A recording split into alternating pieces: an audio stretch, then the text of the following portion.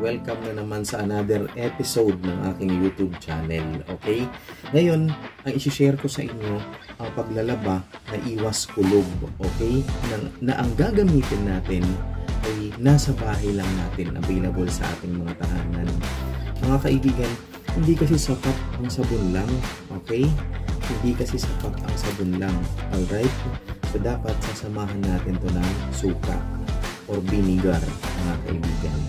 Hindi ho yung suka ng tao ha, paglasing, suka po na vinegar. Okay, kahit anong brand, mga kaibigan. Para iwas kulog, lalong-lalo na sa bicolor. Kasi nga sa panahon ngayon, umaaraw, umuulan, hindi tayo nakakapagpatuyo ng ating mga labada ng maayos. So para mabango pa rin, lalagyan natin ng suka. Okay, ito lamang ang aming sikreto, mga kaibigan. So ngayon, meron na akong tubig dito sa ating washing machine. Lalagyan ko po ito ng suka. Yan. Almost 1 cup yun, mga kaibigan. Almost 1 cup. Tapos syempre, ilalagay ko na po yung ating powder na sabon. Tutunawin natin, saka natin ilalagay yung ating mga lalabhan. Okay? So ngayon, lalagay ko na po yung ating sabon.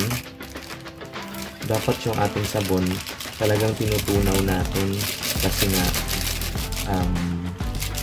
para hindi mag-cause ng stain or ng mancha sa ating mga nilalabhan. Yan. Punit ko na siya, mga kaibigan. Yan.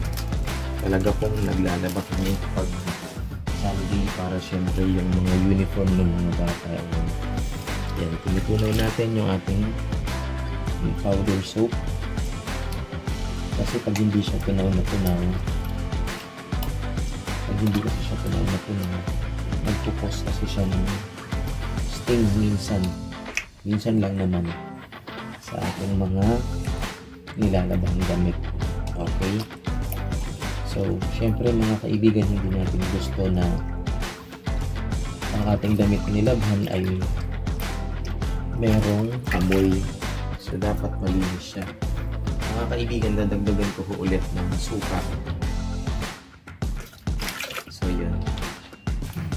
Okay. So, sa ngayon, lalagyan ko na siya ng damit. Alright.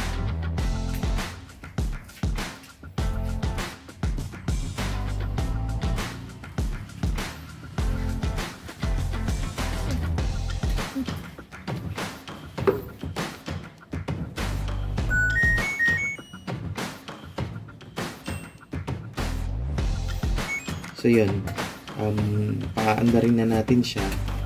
Mainam din pala ito, mga kaibigan, kahit bicolor. Kasi hindi lang ito para sa puti, pwede rin sa bicolor yung may suka.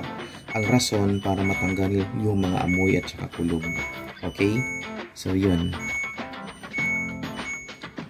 Ayan, ilalagay ko na. Ito yung mga damit ng aking mga anak. Uniform, mga kaibigan ng bata, para syempre hindi siya amoy kulog. Okay? So, ito, undergarments. Hindi ko na ipapakita yung undergarments. Ito, mga kaibigan, yung palda ng bata, yung aking bunso. I-check muna natin. Baka kasi merong anyo, or merong mask, merong coins, etc. Para hindi siya kasama sa ating paglalaba. Or kung baka merong perang papel, para hindi syempre damay sa ating paglalaba. Okay? So yan, mga kaibigan, tapos lalagyan ko pa siya ulit. So yun, mga kaibigan, pwede nyo gawin ito para syempre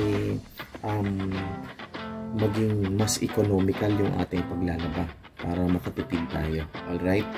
Please do not forget to subscribe on my YouTube channel and please share. Thank you.